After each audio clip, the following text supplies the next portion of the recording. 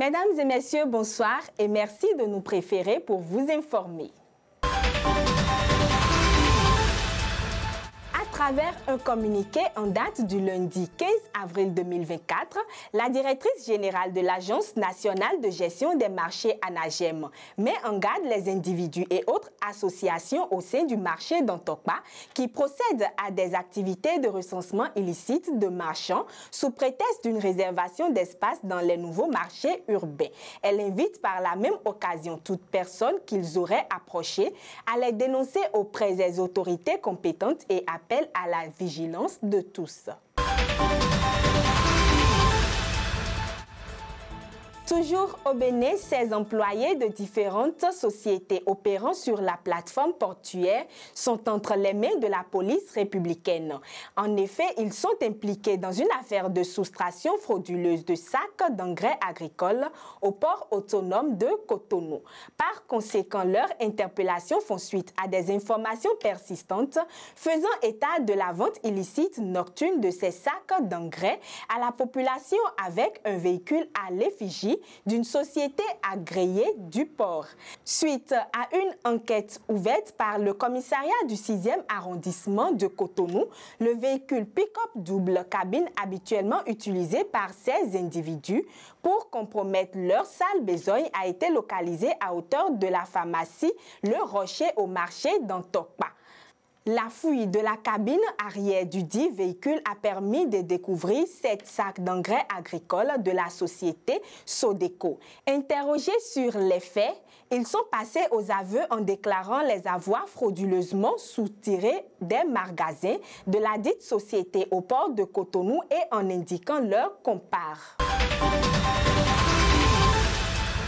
À présent, au Sénégal, la ministre du Commerce et des petites et moyennes entreprises, Aminata Assome Diaté, a annoncé le samedi 13 avril 2024, après une réunion avec les acteurs de la filière à la sphère ministérielle de Diamniadio, une hausse du prix de la baguette de pain qui est passée de 150 francs à 175 francs. Cette augmentation se justifie, selon elle, par le fait que le coût du blé soit resté en constante progression, atteignant 340 € et plus au mois d'octobre, rendant insuffisantes les mesures de soutien pour maintenir le prix homologué de la farine de blé à 16 600 francs le sac.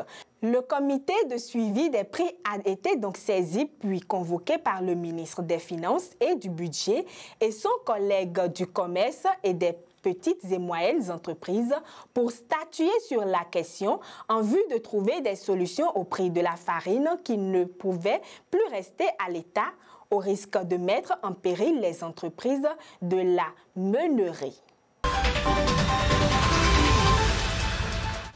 Cameroun, dans un communiqué publié par Stop Blablacar, l'usine de la Société de développement du coton, Sodecoton à Maroua, capitale régionale de l'extrême nord, a récemment été victime d'un incendie.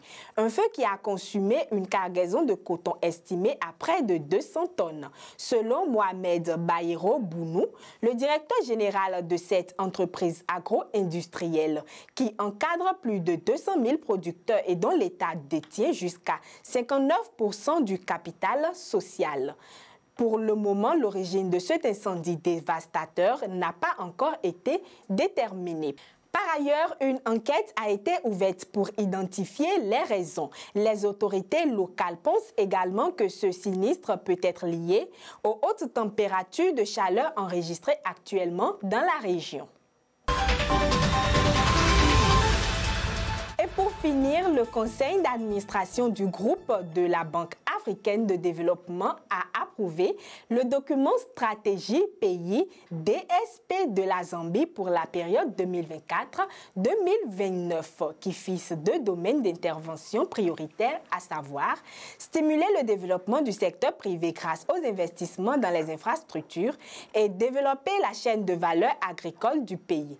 L'objectif de ce nouveau document, selon Robila Duro Yoju, responsable du bureau pays du groupe de la banque en Zambie, est de soutenir soutenir la vision du pays hôte visant à accélérer la transformation socio-économique pour améliorer les moyens de subsistance. Le premier domaine met l'accent sur le développement des infrastructures dans le but d'augmenter la productivité, de renforcer la compétitivité commerciale, de diversifier l'économie et d'améliorer la vie des populations. Quant au second, il soutient la valeur ajoutée et la création d'emplois, ciblant les jeunes et les femmes.